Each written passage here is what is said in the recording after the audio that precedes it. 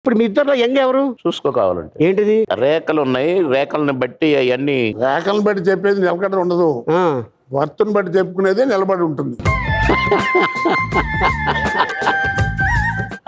ఎక్కడ ఉంటుందో చెప్పొచ్చు కదా, నేను వెళ్ళొస్తా. ఎక్కడికి? అదే తెలుసుకుని వస్తా. నన్ను ఇడిచి నువ్వు ఎక్కడికి వెళ్తావు? నేను లేకపోతే నువ్వు లేవు.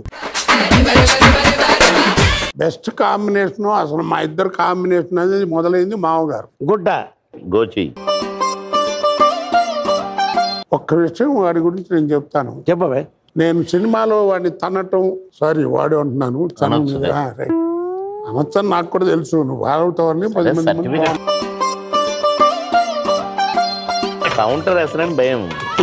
కాకపోతే ఏంటంటే సినిమాలో నేను వాడిని తన్నినటువంటి తన్నులు అవి చూస్తే అసలు ఎట్లా భరించాడు బాబు అని అనుకుంటాం. కానీ వాడి గొప్పతనం ఏంటంటే టచ్ అయితే చాలు వెళ్ళి పడిపోయాడు. అంత టైమింగ్ వాడు నిజంగా మేనేజ్ చేయకపోతే నిజంగా నేను చాలా చెడ్డవాడిని అయ్యేవాడిని. అంత టైమింగ్ ఉంది వాడి దగ్గర. అంతే, అంతకంటే ఏం లేదు. మంచి ఆర్టిస్టు. థ్యాంక్స్ అన్న. ఒకప్పుడు మీకు తెలిసి ఉంటుంది ఆలీ గారు. చెప్పండి కొట్ట గారు. మరి లేకపోతే ఏమంటావు? లేకపోతే చెప్పరా అంట. చెప్పవయ్యా ఏంటో. నువ్వు ఉండవయ్యా ఊరికి. బట్ అన్నిటికీ అంటే మంచి మనసు ఉన్నటువంటి మనిషి. ఇది కరెక్ట్. అంటే మిగిలినవన్నీ తప్పనా?